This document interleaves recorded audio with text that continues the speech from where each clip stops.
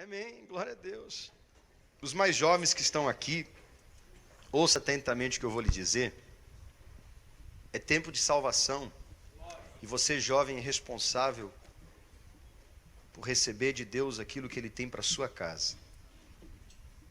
Muitos pais virão, porque você, jovem, vai se tornar aquilo que Deus deseja que você seja. Não diga para Jesus aquilo que você quer ser. Diga para Jesus que eu seja o que tu queres, Senhor. Não diga para Deus, Senhor, faça a minha vontade. Essa semana, no Brasil inteiro, nós vamos ver manifestações acerca da Semana Santa. Mas que nós, em uma semana, possamos aprender uma oração que Jesus fez. E uma oração de um momento mais difícil, e nós falaremos sobre ela durante essa semana. Diante daquela tamanha pressão espiritual que Jesus sentia no Getsemane, ele não orou dizendo para Deus, faça-se a minha vontade. Mas ele orou dizendo, Pai, se for possível, passa de mim este cálice. Contudo, não seja feita a minha vontade, mas a tua. Você tem pedido para Deus fazer a vontade dele na sua vida? Cristianismo, irmão, não é uma religião apenas. E nós vamos falar acerca disso. O tema dessa mensagem é Jesus, o centro do cristianismo. Eu pergunto a você, quem é o centro do cristianismo? Muitas igrejas evangélicas estão colocando os líderes no centro do cristianismo. O único que deve aparecer no cristianismo é Jesus. Quanto mais eu diminuo, mais ele aparece. Líderes no Brasil estão fazendo do ego de muitos o centro do evangelho. Irmão, quando nós temos um encontro com Jesus, as vaidades, o egocentrismo, ele é morto. Cristianismo não é uma religião apenas. Jesus, o centro do cristianismo. Nós poderíamos falar aqui que existe 3 religiões no mundo. São as maiores. Existem centenas. Religião é o ato do homem ligar-se a Deus. O que é religião? As pessoas estudam sobre religião. Religião é o ato do homem conhecer a Deus e unir-se a Ele. Escute, nenhuma religião é capaz de ligar o homem a Deus. Você está entendendo o que eu estou dizendo? Nenhuma religião ela é capaz de ligar o homem pecador. O homem pecador. E você pode dizer, pastor, eu nunca pequei. Vou perguntar a você, quantas vezes você pecou na última semana? Me fiz essa pergunta hoje pela manhã. Quantos pecados você cometeu ontem? Alguém pode dizer em nosso meio, eu não tenho pecado. Diz a Bíblia que aquele que diz que não tem pecado, está. Então, como um homem pecador pode buscar na religião a salvação? Nenhuma religião é capaz de ligar o homem a Deus. Mas como ser salvo? Como encontrar a Deus? Ora, irmão, a Bíblia diz que Deus enviou seu Filho. E João, o evangelista, disse que Deus amou o mundo de uma tal maneira que Ele deu o seu Filho, para que todo aquele que nele crê não pereça, mas tenha a vida eterna. Então daqui a 100 anos nós não estaremos mais aqui. Alguns 50 anos não estará mais aqui. Alguns mais 20 anos não estarão mais aqui. Alguns daqui a 5 anos, talvez, nós não sabemos, não estarão mais aqui. Você conhece o dia de amanhã? Você sabe o que vai acontecer amanhã? Jesus disse que basta a cada dia o seu mal. O dia de amanhã pertence ao Senhor. E se você não sabe se você vai estar aqui daqui a 100, daqui a 50, daqui a 20, daqui a 5, ou você não sabe o dia de amanhã, então eu te pergunto, o que adianta nós conhecermos sobre religião, se nós não nos apegarmos verdadeiramente na vontade de Deus e conhecemos a sua vontade para nós? Vamos para a Bíblia. Nós vamos estudar a Bíblia essa semana e também haverá muitas curas essa semana, amém? Você crê que Jesus é capaz de mudar a sua história? Ele não veio só para mudar a história da humanidade em antes e depois. Eu entrei num site hebreu esses dias, um site de um rabino, e os judeus não creem em Jesus como Salvador. Não é o Messias do povo judeu. Eles ainda estão esperando o Messias. E no cantinho do site está o ano lá deles, 5.778, o mês Nissan. Esse mês é o mês de Nissan, do povo hebreu. Mas no cantinho, embaixo, em letra pequenininha, estava 20 de março de 2015. Isso significa que, embora dentro de um site judeu, eles usam o calendário gregoriano. E o calendário gregoriano nada mais é do que a manifestação nítida de que Jesus veio a esse mundo. Se você tem alguém que você conhece que é ateu, você pergunta para o ateu que dia que é. E ele vai dizer o dia de hoje, o mês de hoje e o ano que nós estamos. Mas ano 2015 do quê? Depois de Cristo. A história,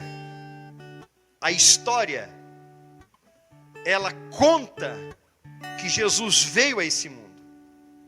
Mas nós precisamos encontrar, de fato, quem é este Jesus.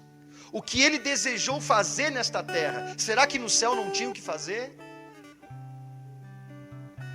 Será que ele estava se sentindo só no céu? A Bíblia diz que ele deixou a glória dele e ele veio a essa terra. E Jesus veio, nasceu numa manjedoura, um lugar simples. Será que ele veio porque ele estava se sentindo sozinho no céu? Será que ele estava com carência? Ele escolheu uma manjedoura para nascer, um lugar tão simples. Será que ele veio fundar uma religião? Já existia tantas. Não. Tampouco veio Jesus para que nós pudéssemos ter um calendário. Já existia também. Jesus veio para transformar nossos corações, para nos aproximar diante do Pai. Esse é o desejo dele. Amém? Eu gostaria que você então entendesse o que nós vamos ensinar aqui essa noite. Vamos ler em Romanos capítulo 3. Abra aí sua Bíblia. Romanos fica depois de Atos dos Apóstolos.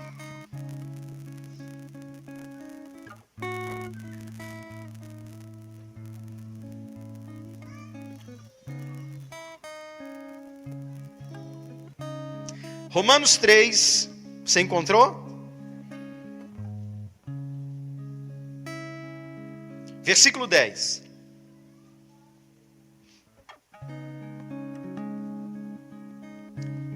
Paulo, o apóstolo, diz assim: como está escrito, não há nenhum justo, nem ao menos um. Vou repetir. O apóstolo Paulo diz, como está escrito, não há nenhum, o quê? Não há nenhum homem justo. Olhe para mim aqui, levante sua cabeça. O seu senso de justiça e de moralidade perto de Deus é lixo. Nós achamos que somos bons, mas quantas vezes pecamos, irmão? Quantas vezes pecamos, pensamos e pecamos, falamos e pecamos, com ações pecamos, com atitudes pecamos, deixamos muitas vezes de fazer o correto, e isso é pecado de omissão. Para que eu e você sejamos pecadores, não é necessário que eu mate alguém, basta que eu tenha ódio no coração. Basta que eu desonre o meu pai ou a minha mãe. Basta que eu deseje a mulher de alguém. Não estou falando que eu tenha relação. Basta apenas que eu a deseje na minha mente. E a Bíblia diz que isso já é pecado. Então a Bíblia diz que não há nenhum homem justo. Não há nenhum ao menos. Então, a raça humana, ela é pecadora. Ela está perdida, ela está depravada por causa do pecado. Olha aqui para mim, se você assistir os noticiários, você se dará conta de que o que eu estou falando é a pura verdade e Jesus também ensinou. Preste atenção aqui, por favor. Quando Jesus veio ao mundo, Jesus veio para trazer a vontade de Deus. O homem pecador não podia, por sua própria força, se achegar à presença de Deus. A pastora falou aqui durante o louvor, e muitos de nós aqui cantamos sem saber o que estamos cantando. É muito bom louvar a Deus, irmãos, e é isso que nós vamos fazer na eternidade também, amém? Mas saiba que o que pode transformar a sua vida não é o louvor. O que transforma a sua vida é o que você entende da palavra, é o poder da palavra de Deus em você. Você precisa entender o que você está cantando. E a pastora disse que nós não estamos aqui por causa do sangue de animais. Milhares de animais no Antigo Testamento eram mortos. Eram mortos bodes, eram mortos ovelhas, eram mortos pombinhas. O seu sangue era derramado, mas nenhum sangue era capaz de redimir ou salvar o homem perdido. A raça humana está perdida, está depravada. E você olhando os noticiários, você que tem 60 anos ou mais, você pode acompanhar, e você que viveu aí já 2 gerações, você que tem 60 anos ou mais, o senhor e a senhora deve lembrar daquele tempo que as pessoas tinham respeito um para com o outro. A senhora deve lembrar aquele tempo que os professores eram respeitados, que o pai ou a mãe, eles deixavam o filho na escola, o filho ia para a escola, e eles não se incomodavam, ou não, a escola dificilmente mandava um bilhete e chamando a atenção do aluno, porque o filho ia para a escola e respeitava o professor. E alguns anos se passaram, e hoje nós temos uma geração que é o professor que tem que ficar calado, que é o professor que está acuado por causa do aluno que é protegido por lei. Hoje nós temos estatuto da criança e do adolescente, é importante ter. Mas nós vivemos num mundo que se cria lei que o pai não pode dar um tapa na bunda do filho, mas tem lei querendo ser aprovado para matar uma criança no ventre da mãe. Deus não suporta injustiça.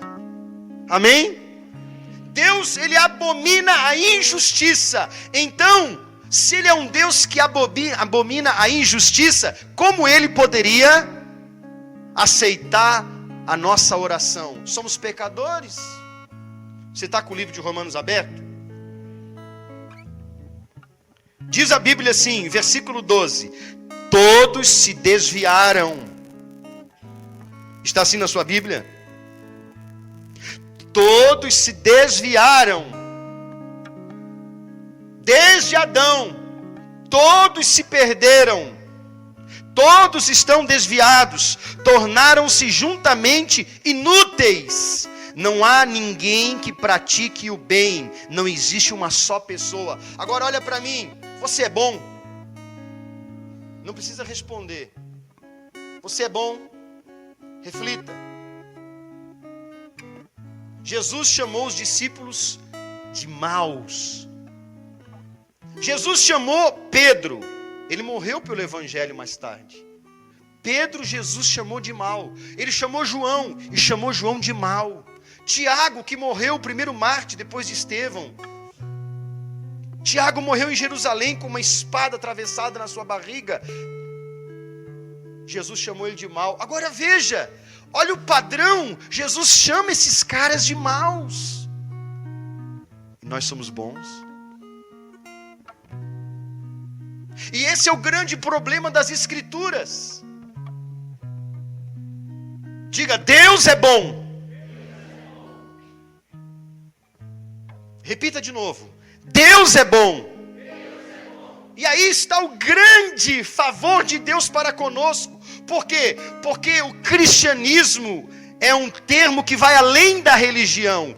É a ação de Jesus Cristo, centro do universo. É a ação dele na minha vida como meu salvador pessoal.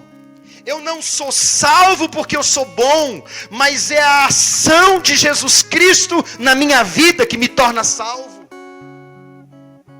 Muitos vão para o inferno mesmo estando dentro das igrejas. Estou falando igrejas, contexto do geral, católicos, evangélicos, muitos irão ao inferno. Por quê? Porque diariamente eles esquecem que aquele que é o centro do universo, que é o Senhor de toda a vida, aquele que nós prestaremos conta um dia da nossa vida para Ele, nós nos esquecemos de falar com Ele, de nos debruçarmos diante dEle diariamente. Esquecemos-nos que somos pecadores, que nós pecamos ontem e que nós pecamos hoje. Nós precisamos de Jesus. O cristianismo prático é a justificação de Cristo Jesus na vida daquele que crê. Esse é o cristianismo, é a justificação de Jesus na minha vida. Diga amém. Você é bom? Não. Agora, Deus é bom. E esse é o grande problema. Como é que um Deus bom vai aceitar uma pessoa má? Vamos dar um exemplo aqui. Você tem um filho, e de repente um assassino, um criminoso, ele toma o seu filho das suas mãos, ele maltrata o seu filho, e ele mata o seu filho. E então, aquele homem, ele deve ser condenado. Aquele homem cometeu um delito, um crime, ele tem que ser punido por isso. Mas então aquele homem, ele é preso e ele vai até um juiz para que ele seja julgado. E de repente, aquele juiz olha para ele. E aquele juiz, mesmo vendo um júri, mesmo tendo a família daquela pessoa que morreu ao lado, ele olha para aquela pessoa criminosa, assassina, e aquela pessoa não está ali para dizer assim: ah, juiz, me perdoa. Mas aquele juiz que deve ser reto, imparcial, aquele juiz olha para o criminoso, e então ele olha e diz: olha, eu vou te perdoar do seu delito, do seu crime, você pode sair daqui livre. O que você acha que vai acontecer? Vamos chamar o Datena, o Marcelo sem dente lá, que não corta para mim, né? Que loucura, um juiz absolver um homem criminoso. Ele é corrupto, ele é criminoso, ele pecou. Como um juiz reto vai absolver um criminoso? Só se ele for corrupto. Irmãos, os atributos de Deus são: Deus é santo, diga amém. Diga, Deus é amor, diga amém. Não, eu digo amor, não, diga assim, amém. Mas existe um atributo de Deus que é alinhado ao seu amor. Diga, Ele é justo. como um Deus justo vai justificar um homem pecador? Quantas vezes você pecou, irmão? Milhares de vezes. Desde que você perdeu a inocência, você peca. Como é que eu e você seremos salvos com o nosso cristianismo morno? Indo à igreja em vez em quando? Nós seremos salvos por quê, irmãos? Nós não somos salvos por obras. Você pode dar cesta básica a sua vida inteira e mesmo assim ir ao inferno. Vamos para a Bíblia? Sua Bíblia está aberta, amém? Olha o que diz a Bíblia aqui no versículo 13. Dos homens, suas gargantas são como um túmulo aberto, suas línguas para ludibriar, enquanto de seus lábios está um veneno da serpente. Olha o versículo 14. Suas bocas estão cheias de maldição e amargura. Esse é o homem sem Deus. Seus pés são rápidos para derramar sangue. Quantas notícias você vê diariamente de pessoas morrendo, irmão? E hoje não precisa mais você encontrar um bandido na rua para matar. Amigo está matando amigo. Sábado eu vi uma matéria. Eu e o Miguel estávamos assistindo o noticiário às 5 horas da tarde, antes do casamento da Kelly. Eu tinha tomado banho, estava trocando de roupa e eu ouvi o noticiário. Só notícia boa. Um senhor de idade, não era um jovem de 20 anos, um senhor de idade, amigo de outro senhor de idade. Quando ele soube que o seu melhor amigo estava recebendo um benefício de R$687 de aposento por invalidez, aquele amigo matou o amigo com uma paulada na cabeça. Convidou o amigo para tomar uma na casa dele. Vamos tomar uma. Só que era uma paulada, não era uma cerveja. E ele escondeu o corpo por 1 ano. E a polícia vinha investigando porque a conta bancária daquele homem estava em movimentação.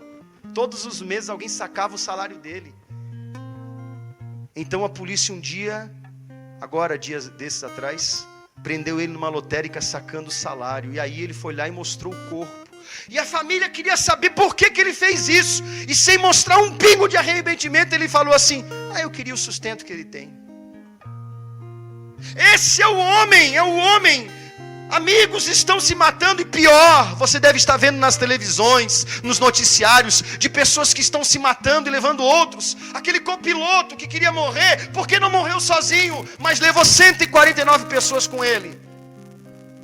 Quantas daquelas 149 pessoas que estavam no avião, quantas delas estavam preparadas para morrer? Muitas delas iam cantar, como havia 2 cantores de óperas. Muitos, 18 estudantes de uma universidade na Espanha, estavam fazendo um traslado de estudantes. Muitos projetos humanos são interrompidos por causa daqueles que derramam sangue. Pais estão matando filhos. Aqui no Rio Grande do Sul, há tempos atrás, nós vimos um pai que com a sua esposa havia matado o próprio filho. E agora descobriram que o laudo médico daquela mulher não era de suicídio. Ela foi envenenada. Ele era viúvo. Ele matou a esposa, ficou com a amante. E agora, há pouco tempo atrás, matou o próprio filho. O que está acontecendo? E alguém pode dizer: pastor, mas eu nunca matei ninguém. Mas eu tenho certeza que você já pecou muitas vezes. Diga: todos pecaram. Agora olha o versículo 19. Ora, sabemos que tudo que a lei diz, ou diz aos que estão sob o domínio da lei, para que toda boca que se cale e todo mundo fique sujeito ao juízo de Deus. Diga: todos estão sujeitos ao juízo de Deus. Vou te mostrar que o cristianismo, irmão, não é uma religião de um país, de uma parte do mundo ocidental. O cristianismo não é isso que nós estamos vendo na prática. As pessoas estão indo para a igreja para o quê? Me diz para quê? Elas estão indo para o quê? Para quem sabe: pastor, nunca dei certo na vida, agora quem sabe eu vou fazer um uma semana na igreja, quem sabe a minha vida muda, quem sabe eu alcanço aquele emprego que eu quero. Irmão, cristianismo não é isso. Daqui a 100 anos, o que será desse seu emprego? Eu disse 50, eu disse 20, eu disse 5. O que será do dia de amanhã? 20. Portanto, ninguém será declarado justo diante dele, confiando na obediência da lei, pois é precisamente por meio da lei que chegamos à irrefutável conclusão que somos todos pecadores.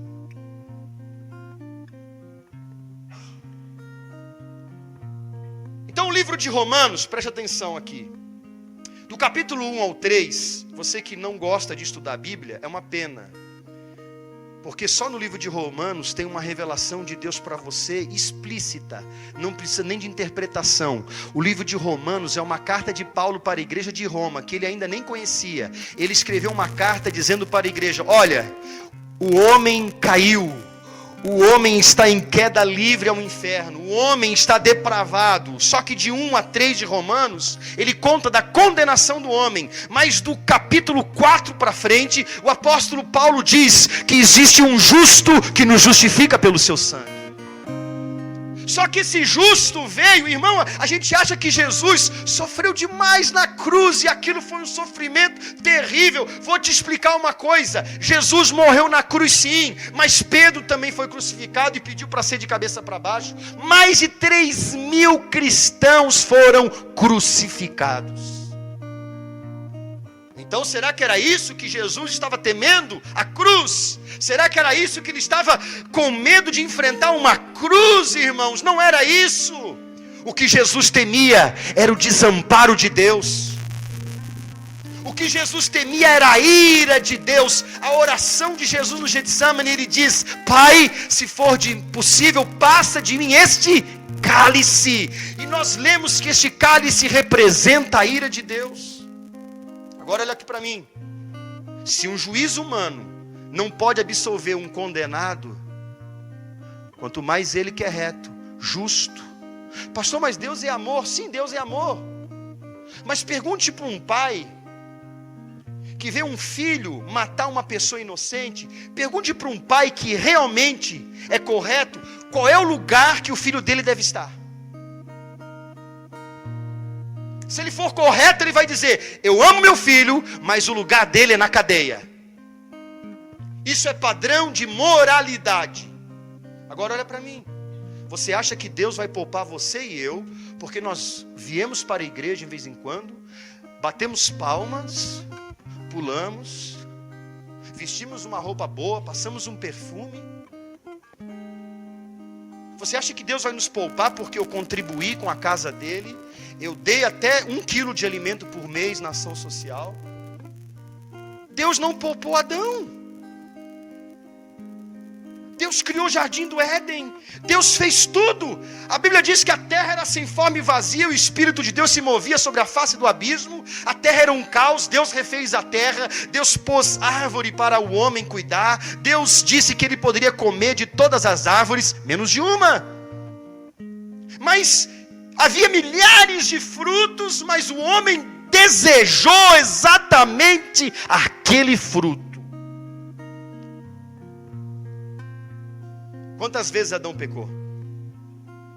Quantas? Uma vez. E Deus o expulsou do jardim do Éden. E não só expulsou, mas pôs um querubim para impedi-lo de voltar. Porque existe um atributo de Deus, santidade. Muitas pessoas levantam as mãos e adoram aquele que nem conhecem. Deus é amor, amém? Mas Ele é justiça. Agora Paulo diz no versículo 21, ele então sai da linha do raciocínio da condenação e da depravação do homem, e ele começa a entrar na linha da justificação. Veja, cristianismo é a justificação de Jesus na vida daquele que crê. Veja, versículo 21, entretanto, nesses últimos tempos, se manifestou uma justiça proveniente de quem, gente? Não havia nada nessa terra que compraria o homem. Não é, você não poderia ir para o céu pelo tanto de ouro que você adquirisse e entregasse ao Senhor. Porque todo o ouro desta terra é incomparável, irmãos, com aquilo que tem na glória. Não adianta você adquirir toda a prata que essa terra poderia te dar e chegar aos pés do Senhor e dizer: Senhor, está aqui todas as pratas que eu conquistei para a minha salvação. Irmão, o homem não pode ser resgatado com ouro ou com prata. A salvação é proveniente de Deus. Diga, é dom de Deus. Então não vem do homem. Você não é salvo porque você é bom, porque você é mau. Você não é salvo porque você ajuda as pessoas, porque você e eu precisamos praticar a verdadeira religião. E eu vou te mostrar onde ela está. Há uma passagem só na Bíblia que trata de religião. Jesus não veio a esse mundo para trazer religião para nós. As religiões do mundo todo só nos levam para distante de Deus. Se você perguntar para um muçulmano, se você olhar para o muçulmano, se você perguntar para ele: quem é o seu Deus? Ele vai dizer: Alá é meu Deus. E você, quando morrer, vai para onde? Para o paraíso. E por que você vai para o paraíso? Porque eu sou bom, porque eu faço o que é correto, porque eu pratico aquilo que o Alcorão ensina. Eu sou justo. Se nós chamamos um judeu ortodoxo, nós perguntarmos a ele: quem é o teu Deus? Ele vai dizer: o meu Deus é o Yahvé, Criador do céu e da terra. E se você morrer hoje, você vai para onde? Para o paraíso. E por que você vai para o paraíso? Porque eu pratico o que a Torá ensina. Eu dou esmola, eu ajudo as pessoas, eu sou justo e bom perante Deus, e por isso eu vou para o céu. Agora veja o cristianismo.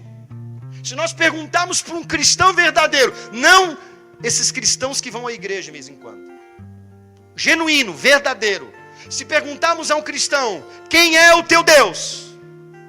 Ele vai dizer: o meu Deus é o Senhor, o Criador dos céus e da terra. E se morrer hoje você vai para onde? Eu vou para o céu, para o paraíso. E por que você vai para o paraíso? Porque eu sou pecador. Como assim? O muçulmano vai para o paraíso porque ele é justo, ele é bom. O judeu vai para o paraíso porque ele é justo e é bom, ele ajuda os pobres. E por que você que é cristão vai para o paraíso dizendo que é pecador? Sim, eu sou pecador e vou para o paraíso porque eu creio no sangue de Jesus que me justifica de todo pecado. Eu não vou para o céu por obras porque eu sou bom, porque eu não sou bom, eu não era nem digno de falar o nome dele. Mas se eu vou para o céu é porque Deus Pai enviou o seu próprio Filho para que através do sangue de Jesus, eu não merecia, mas o amor dele veio no meu coração. Eu entendi o projeto dele na minha vida e que ele faça a vontade dele na minha vida, porque eu quero ir para lá, para o Pai, para o paraíso. Amém? Se você vai aplaudir a Jesus, louve o nome dele.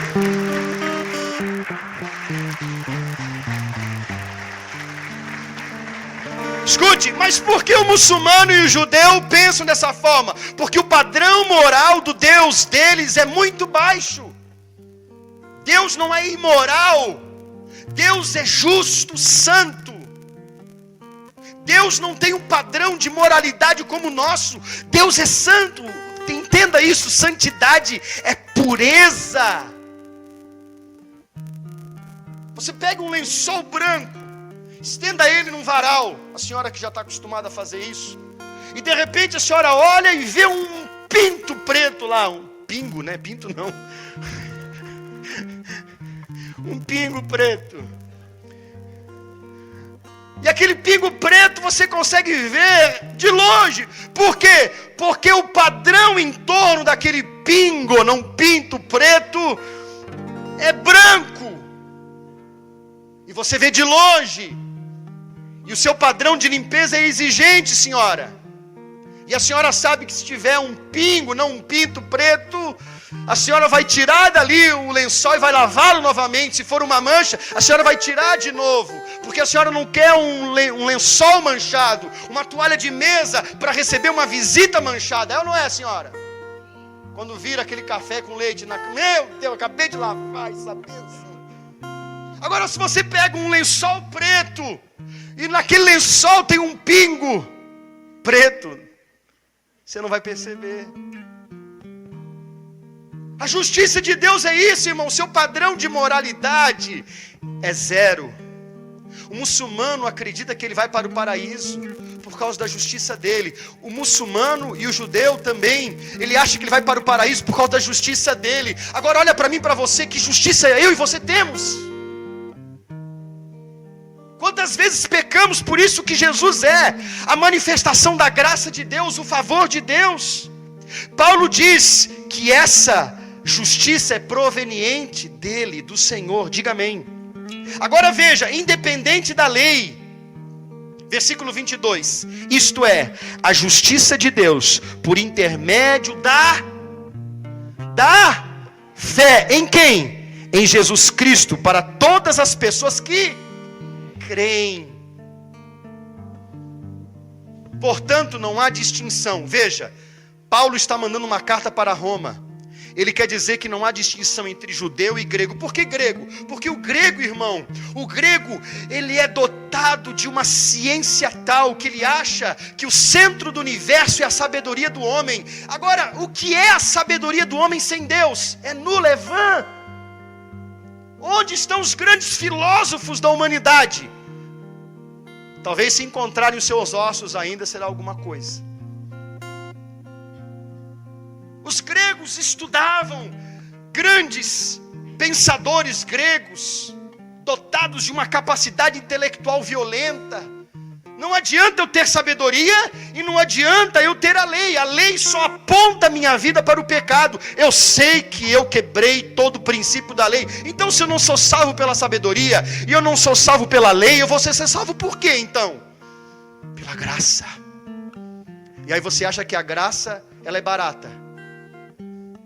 Você acha que a graça é você chegar aqui na frente do altar e dizer, tá bom Jesus, eu te aceito. Ai, coloca o meu nome aí, pastor, no hall de membro, vai. Eu te aceito, Senhor.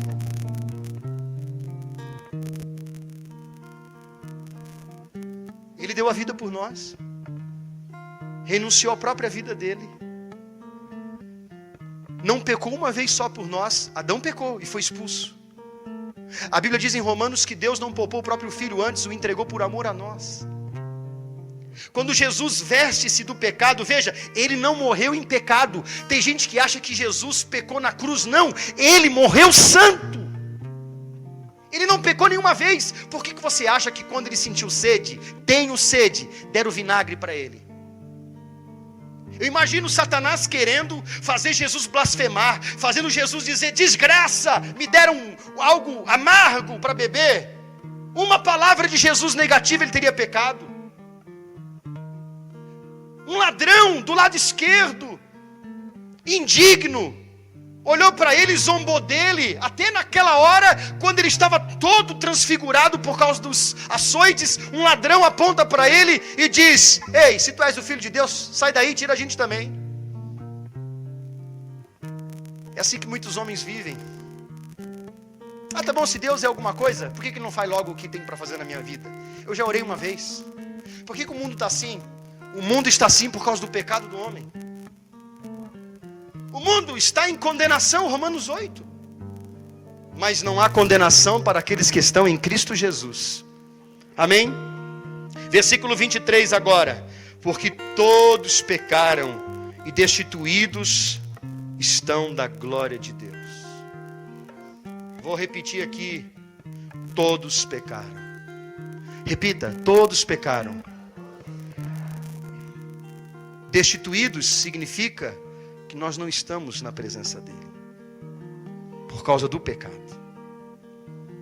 Então olha aqui para mim, então quer dizer, pastor, que eu tenho que ser cristão. Você tem que ser cristão, mas não um cristão, irmão, segundo os seus padrões, segundo a sua vontade. O cristianismo não é a religião de Deus para conosco, para que a gente venha a pedir um carro novo. Eu quero um carro novo. Eu quero uma casa nova. Eu quero casar esse ano, por isso que eu sou cristão. Irmão, esse tipo de cristianismo é morte para aqueles que creem. Cristianismo, vou repetir, é a ação de Jesus, o Senhor do universo, na minha vida como meu salvador pessoal. A salvação é de graça, mas não é barata. A salvação custou o sangue inocente de Jesus. Diga amém. Versículo 24. Sendo justificados gratuitamente por sua graça, mediante a redenção que há em Cristo Jesus. Deus o ofereceu como sacrifício para propiciação por meio da fé. Se eu perguntar aqui o que é propiciação, muitos de vocês não saberão me responder. Isso é a prova que o nosso cristianismo é um bagaço. O que é propiciação? Não sei, pastor, o que é? Alguma coisa de comer na Bíblia? Porque o cristão não quer estudar a Bíblia. O cristão ele quer passear no shopping. O cristão ele quer sair para fazer compras. O cristão quer viajar com a família. O cristão tem suas prioridades, as faculdades, as pós-graduação, doutorado. Não, o cristão tem que ficar com a família, claro que tem. Mas o cristão que se diz genuíno não sabe o que é propiciação. O cristão acha que vai para o céu, mas ele não sabe o que é propiciação. Que na verdade propiciação é Jesus removendo o pecado do pecador por causa do seu sangue. Eu disse que um juiz pode condenar alguém ou absolvê-lo, mas se o juiz absolve um pecador, um corrupto, o que as pessoas dirão? Agora veja, se esse pecador se arrepende, se ele diz, eu pequei contra o Senhor, o Criador de todas as coisas, pequei contra ti, juiz que é autoridade, pequei contra esta família, e se houvesse alguém que pudesse pagar aquela pena por aquele pecador, certamente aquele juiz diria, então alguém vai pagar a pena por você. Isso é propiciação. Nós estamos diante de um juízo. Nós vamos comparecer, a Bíblia diz que nós vamos comparecer diante daquele que nós prestaremos contas. Amém? Ou você acha que não? Se você não acredita, continue vivendo do jeito que você está. Você só ouviu para sua própria condenação. Nós vamos estar diante daquele que é justo. Ele é amor, mas ele é justiça. E naquela hora vai aparecer toda a sua vida e tudo que você fez. E aí ali vai aparecer a verdadeira religião que você teve. Naquela hora não vai adiantar aparecer, eu tinha saldo na minha conta, eu trabalhei, fiz hora extra, eu tive 20 filhos, Senhor, não tive tempo. Senhor, eu trabalhei muito, eu fiz estudo, fiz isso, aquilo, 10 faculdades. Não quero saber. O que Ele vai querer saber é se você se arrependeu dos seus pecados, se você creu no Evangelho, se você confessou seus pecados e pediu que Jesus entrasse na sua vida e fosse o teu Redentor, o teu Salvador, se você teve uma vida segundo aquilo que Ele ensinou você, se você praticou a vontade dEle. E aí naquela hora, quando o Senhor levantar o cetro dEle para te condenar, Jesus vai mostrar as mãos dEle. Senhor, eu sou a propiciação. Eu removi os pecados dele, porque ele reconheceu que ele era pecador. Ele não é salvo por justiça própria. Ele não é salvo porque ele ofertava na igreja. Ele não é salvo porque ele deu cesta básica. Não, ele é salvo porque diariamente ele confessava os seus pecados na minha presença. Ele é salvo porque ele declarou eu como Senhor da vida dele. Eu sou o Salvador dele, eu sou.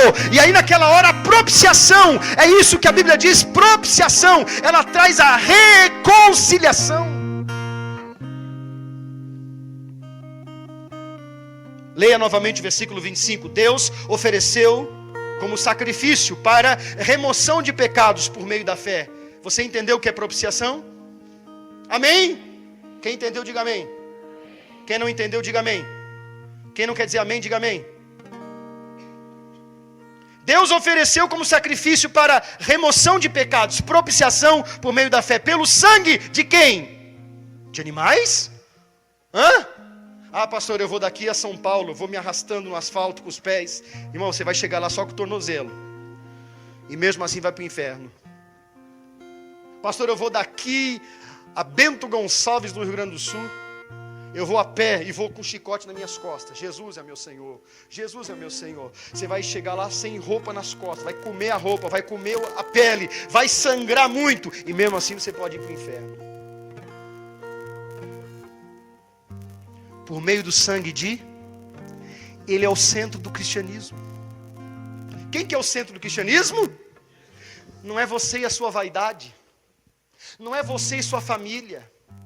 Lá, naquele dia, não vai ser você, junto com a sua família. Está aqui, Senhor, meu pai, minha mãe. Olha, minha esposa está ali, meus 10 filhos estão ali. Não, nada disso, filho. É você. É você. E você não vai ser réu de condenação. A Bíblia diz que Ele vai apartar para o lado direito as suas ovelhas. Vai separar as ovelhas dos bodes. Deus ofereceu como sacrifício para a propiciação por meio da fé, pelo sangue, proclamando a evidência da sua justiça. Por sua misericórdia, havia deixado impunes os pecados anteriormente cometidos, mas, no presente, demonstrou a sua justiça, a fim de ser justo e justificador daquele que deposita toda a sua fé em Jesus. Vou repetir, a fim de ser justo e justificador. Romanos 1 a 3 mostra a queda do homem. Romanos de 4 a 5 fala da justificação. E agora nós temos um outro problema. Pastor, eu recebi Jesus, mas como eu faço? Eu preciso entender que o pecado me afasta de Deus. Como eu faço? Ora, irmão, aí Paulo apresenta-nos no capítulo 6 a 8 de Romanos a santificação. Como é que eu me santifico? A justificação imediata. Se você recebe Jesus, então o sangue dele remove seus pecados. Pastor, eu já matei 20. Não importa se você matou 20. Pastor, eu já roubei tantas pessoas. Não importa. Desde que agora o sangue dele te purifique, remova os seus pecados. Daqui para frente, você vai andar em santificação com ele. O pecado não pode ser mais deliberado. Eu não posso mais matar. Se eu mentia, eu tenho que não mentir mais. Mas pastor, mas se eu peco? Irmão, santificação é um processo. Você precisa estar ciente que você está caminhando com Deus. Antes você estava em trevas, agora você contempla o lençol branco. Ali tem um ponto. Ali tem um pinto preto, como eu disse. Eu preciso removê-lo. Sou eu que removo? Eu peco. É Jesus que remove. Senhor, eu pequei contra a tua palavra. Irmão, você sabe que Jesus até hoje tem em suas mãos a marca dos cravos? Por que será que ele tem, irmão, a marca nas mãos? Para mostrar para o diabo? Ó, diabo está aqui, ó, diabo! O diabo não tem poder nenhum. Quem tem poder é o pecado. É o pecado que te envia para o inferno. Não é o diabo. Preste atenção aqui. Eu vou repetir. Talvez alguém já tenha sentado aí onde você está sentado hoje e não está mais vivo. Essa igreja tem há 40 anos aqui. Em 40 anos, quantas pessoas passaram aqui, queridos? Muitas. Quantas ouviram o Evangelho? Quantos milhões no Brasil ouvem o Evangelho? O diabo não tem poder de mandar ninguém para o inferno. Ele não tem nem a chave do inferno. Jesus diz, eu tenho as chaves do inferno e da morte. Mas é o pecado. É o pecado. De pecado nós entendemos. Aliás, algumas pessoas falam assim, pastor, sabe? O mundo está um caos, uma bagunça. Nós falamos, né? Hoje os filhos crescem sem referencial. Hoje quem está educando o filho parece que é a internet, a televisão. Os pais parece que hoje querem dar algum entretenimento para os filhos. Para de incomodar, vai assistir uma série, vai ver The Walking Dead. Vai assistir lá, aquela série boa lá, sei lá, vai pegar um filme para assistir, Jogos Mortais, vai. Gente comendo gente. E é por isso que tem tanta gente aí fora comendo gente. Um filósofo que eu não lembro o nome, alguém pode me ajudar. Ele disse, o homem é lobo do homem. Sócrates? Hã? Sócrates, não do Corinthians, né?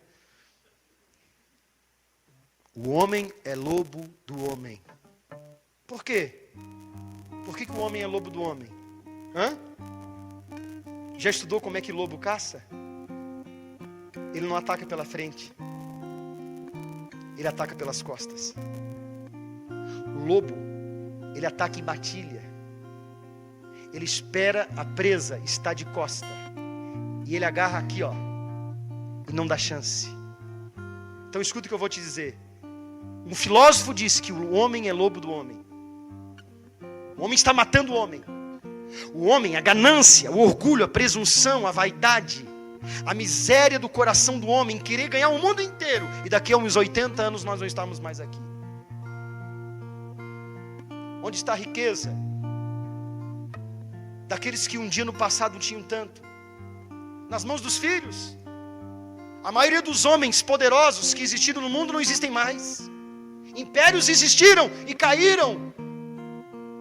Mas o único Rei da glória que não tem fim no seu reino é Ele. E é por isso que Ele é justo e justificador. A justiça de Deus tinha que ser apaziguada. O cálice da ira de Deus, Jesus bebeu. Jesus apaziguou a ira de Deus sobre aqueles que confessam a Ele e creem no seu sangue. Você crê no sangue de Jesus? Espero que você creia. Eu quero vê-lo no céu. Mas aqueles que não creem, aí a ira de Deus virá sobre eles. O diabo não tem poder de te mandar para o inferno. É o pecado que nos leva. Mas como eu faço, pastor? Faça a Semana Santa e todos os seus problemas vão ser resolvidos. Ah, aqui, obrigado. Filósofo, esse aqui, Thomas Hobbes. Nome bonito, se alguém está ter filho aí, ó. Thomas Hobbes. Eu achava que era Platão, mas não é. É o Pipe que achou lá em cima? Ah, o Dr. Google te respondeu? Ok, manda um abraço pro Google, tá? Dizem que o Google tem todas as respostas. Ele não tem uma.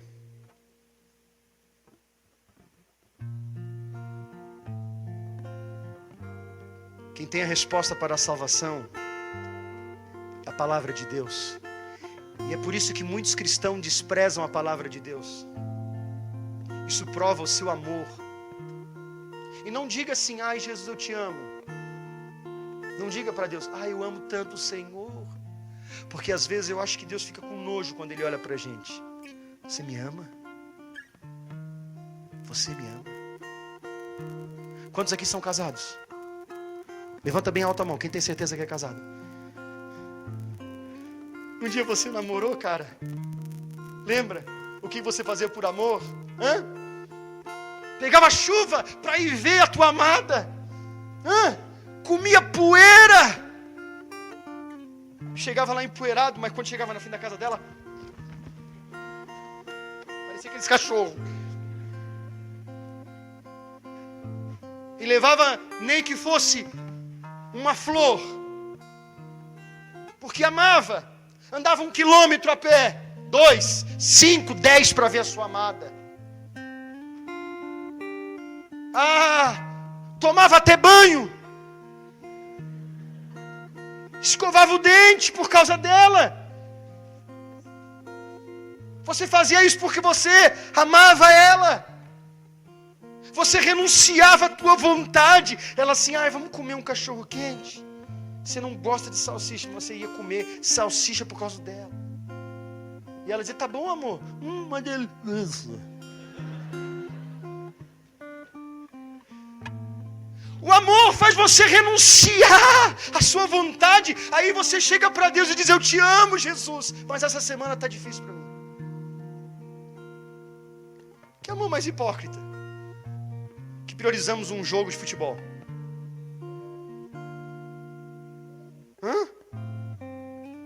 É por isso que Jesus deixou bem claro: quem me negar diante dos homens, eu o negarei diante do meu Pai. Leia a Bíblia. Eu disse que eu ia te mostrar o que é a verdadeira religião. Abra a sua Bíblia em Tiago capítulo 1, por favor.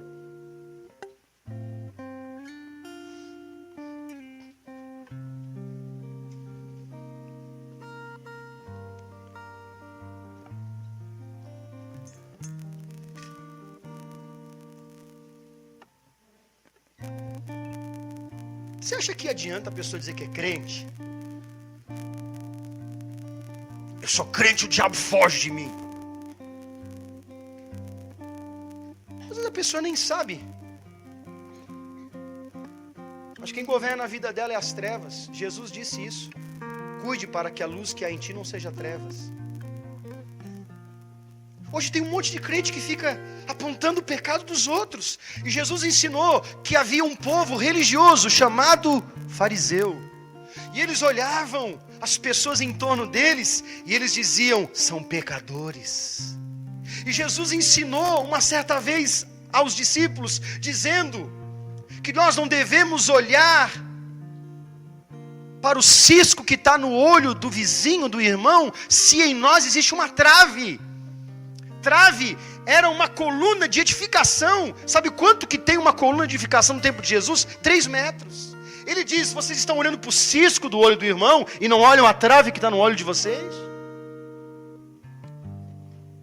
O que adianta eu ser crente para apontar defeitos? O que adianta eu ser crente para dizer que eu vou para o céu se eu não pratico a verdadeira religião? Abriu em Tiago, capítulo 1, versículo 27. Eu vou ler o 26 e o 27. 26 diz assim, na linguagem do King James, não é? Talvez esteja um pouquinho diferente na sua. Se alguém se considera religioso, mas não refreia a sua... O que diz a sua Bíblia? Irmão do céu. Tem uma coisa que pode te condenar, são as tuas palavras. Ai, pastor, meu pai me amaldiçoou, minha mãe me amaldiçoou, meu avô me amaldiçoou, minha avó me amaldiçoou, o macaco, o papagaio, o jacaré, o urso me amaldiçoaram. Mas desde que eu encontrei Jesus, Jesus leva toda a maldição. Agora tem muito crente que amaldiçoa a si mesmo. Por isso que Tiago diz: se alguém se considera religioso, mas não refreia sua língua, engana-se a si mesmo. Sua espiritualidade não tem valor algum, ou valor real algum. Está assim na sua Bíblia? A religião, versículo 27. A religião que Deus, nosso Pai, aceita como sincera e imaculada é esta: cuidar dos órfãos e das viúvas em suas necessidades, e especialmente não deixar se corromper pela corrupção do mundo. Nós estamos indo para as ruas. Oh, a culpa é do PT. Fora PT, fora. Ah, não me diga que foi o PT que causou toda essa bagunça no Brasil. Alguém pode pensar: meu Deus, agora o pastor se membrou ao PT. Não, irmão, não. Não é culpa do PT, do PSDB, do PMDB, do PSOL, do PSTU, do PV, do PDT, do DEM, apesar de ser DEM, né? Deixa eu te dizer uma coisa. A corrupção, ela está no coração do homem. Não é um partido que vai mudar o Brasil. A crise, ela está instalada no mundo, sabe por quê? Porque o pecado está no mundo. Como vou implorar por mudança? Ah, é muita corrupção, irmão. Se a maior de todas é aquele funcionário que chega 10 minutos atrasado e ele se esconde para ninguém ver. E é crente às vezes. É o crente que vai trabalhar, aí ele vai lá na caixinha de parafuso que ele vende. Eu vou levar 10, ninguém vai ver mesmo. Vou levar 15, já que ninguém viu. Você está rindo? Sua justiça e a sua moralidade talvez seja, nesse nível, ninguém está vendo. Quem não refreia a sua língua, sua religião é vã. Quantas vezes você falou mal dessa semana de alguém? Quantas vezes, filho, você falou mal da sua mãe essa semana, do seu pai? Ou você falou mal da sua igreja, do seu pastor? Ou você falou mal do seu vizinho? Ih, aquele vizinho da direita não para, vi 2 geladeiras chegar essa semana. E você ficou olhando. Inveja e fofoca.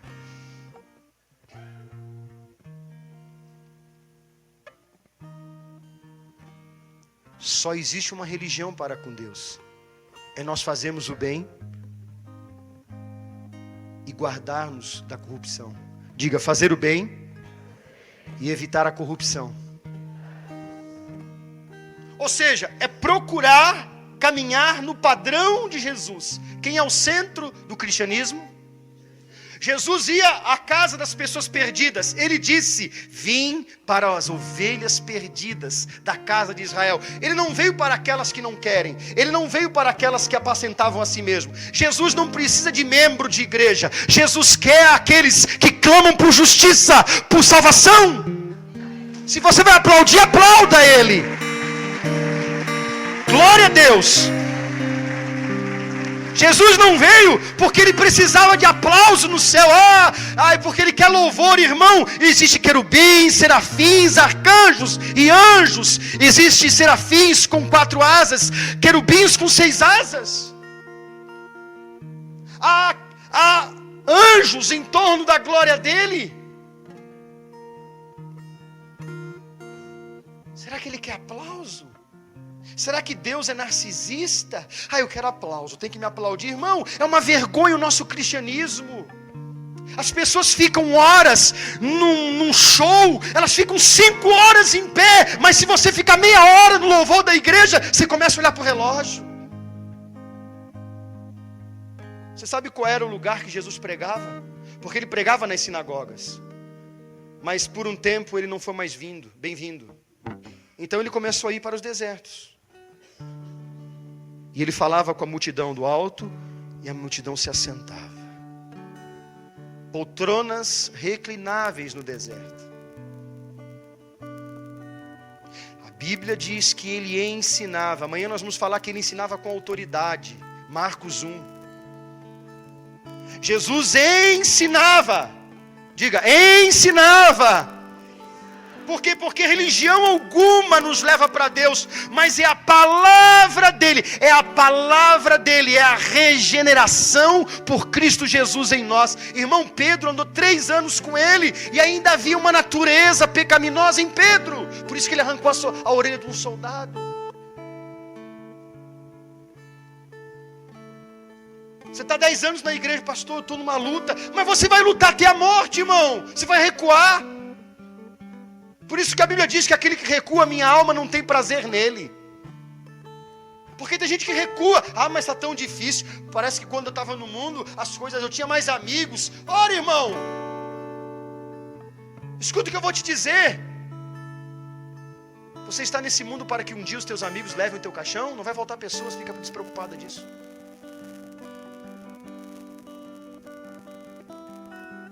Não se preocupe que no mínimo 6 pessoas levarão o seu caixão. Se você se preocupa tanto com amizades. Se você se constitui amigo do mundo, diz ao apóstolo João, você é inimigo de Deus. Pastor, não me amedronta. Eu não estou te amedrontando, eu só estou te avisando.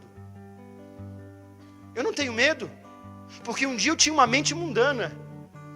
E sabe, quando eu olho os jovens no mundo, eu não fico com raiva, eu não tenho ódio, nem pena, eu tenho compaixão. Porque Deus me tirou, irmão, do mundo do álcool. Ele me resgatou. Eu não usei droga, mas a pior da droga é o álcool. Como que não? Uma cervejinha quinta, sexta, sábado, domingo é tão bom. Pergunta para quem perdeu filhos por causa do álcool e da droga. Pergunta para quem perdeu parentes em acidentes automobilísticos por causa do álcool. Aliás, o cara mais rico do Brasil é o dono da Inbev. Pesquisa no Dr. Google. Ele faturou nos últimos 6 meses bilhões de dólares. E eu nunca vi ninguém no bar bebendo uma Skol dizendo, meu Deus, estou deixando o cara rico.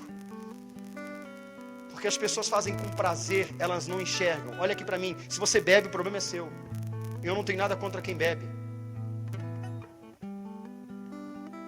Agora olha aqui para mim. Não posso julgar quem bebe. Mas um dia eu estive lá. Um dia a minha mesa era com os meus amigos e com as bebidas. Alguns deles continuam lá, bebendo. E há uma insatisfação. Bebem, querem beber. Por quê? Porque há dentro do homem uma necessidade de preencher uma lacuna. E é por isso que o vício, ele aplica-se dentro da alma do homem. Não é só no corpo físico a dependência. Você desintoxica o corpo em um mês, mas a alma é dependente. A alma necessita de alguma coisa. E eu quero dizer que essa alguma coisa é um vazio que só Jesus pode preencher. O físico Blaise Pascal, que foi físico, filósofo e cristão, disse: há um vazio no coração do homem que só Deus pode preencher. Eu estive lá fora, eu conheço o mundo, eu sei o que é aquilo. E quando eu vejo pessoas vivendo no mundo, eu sinto compaixão. Eu quero ajudá-las. Esse é o sentimento que nós temos que ter, fazer o bem. Se você conhece alguém que está passando fome e não ajuda, talvez você bateu alguém na sua porta lá: ei, o senhor tem um pão? Você tem talvez um saco de pão lá, de 10, 15 pães, que talvez vai sobrar. Ou um pão velho, quem sabe até duro, mas você: não tenho nada. Sabe lá se não era o próprio Jesus medindo a sua fé, a sua religião.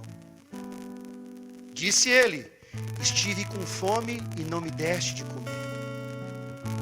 Estive com sede e não me deste de beber. Estive doente e não foste me visitar. Estive preso e não me visitastes. Reflita sobre o seu cristianismo.